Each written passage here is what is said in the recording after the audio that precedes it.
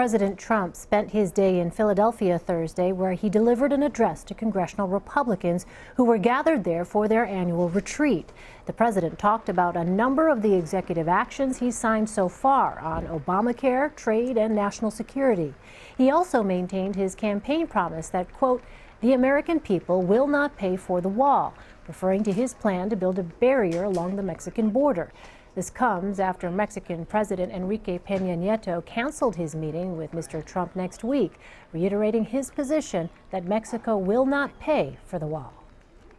Oliver Knox, chief Washington correspondent for Yahoo News, is in Washington. All right, Olivier, I want to start with the president's expected executive action on voter fraud. House Speaker Paul Ryan has said he thinks the investigation is fine. Other lawmakers have voiced concerns that President Trump is undermining a free and fair election. How is this playing on Capitol Hill? Well, it's an evolving picture. So a lot of people on Capitol Hill are keeping their powder dry. They're waiting to see what the executive order actually says. And that's actually good advice for the media as well. We should be waiting to see what this document actually says, not how it's portrayed by the president and his aides.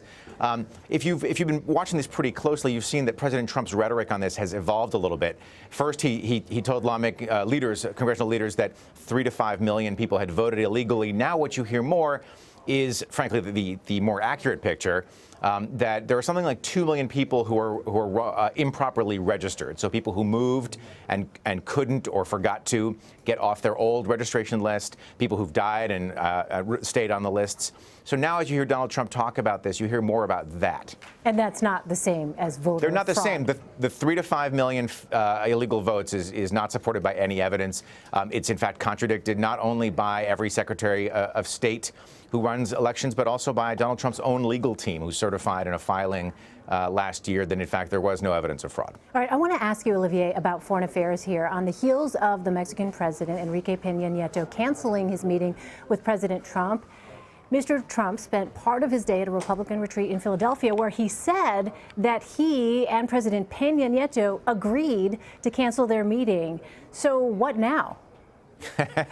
Well, if you followed the Mexican president's comments on Twitter, you noticed that he said that the Mexican delegation in Washington, D.C. continues to work.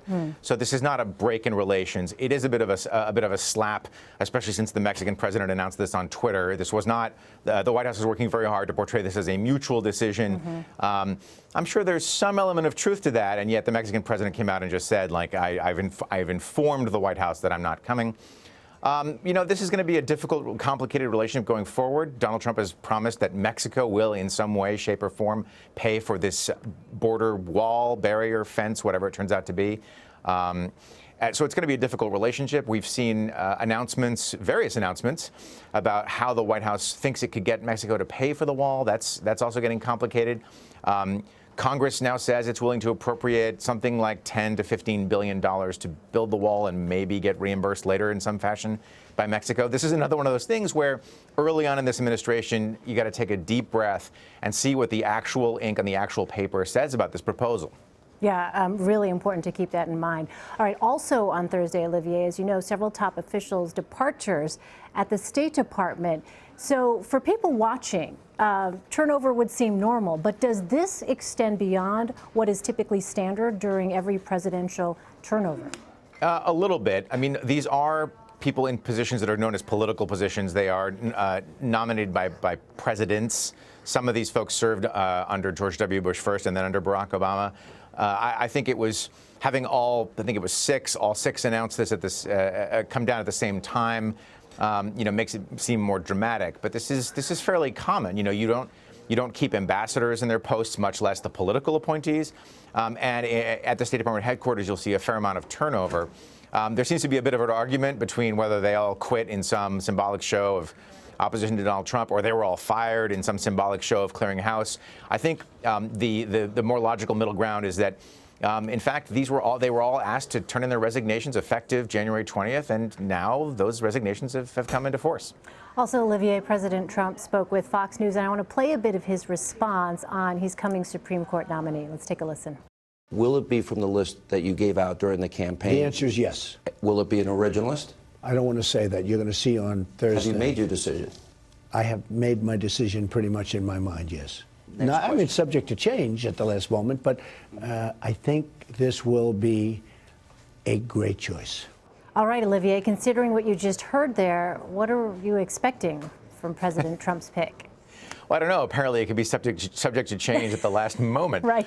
Look, this was a really galvanizing issue for a lot of conservatives in 2016. The Senate Republicans basically erected a total unprecedented roadblock, saying that under no circumstances would they advance Barack Obama's nominee, Merrick Garland, even though he was easily confirmed to a lower judgeship by a bipartisan Congress. So there's a huge galvanizing force. You know, you have the March for Life in Washington, D.C. this weekend. That should draw a crowd in the hundreds of thousands. This is a really important issue. It's hard for me to imagine Donald Trump defying the conservative base on this. I think we are going to see someone who makes people like Sean Hannity very happy.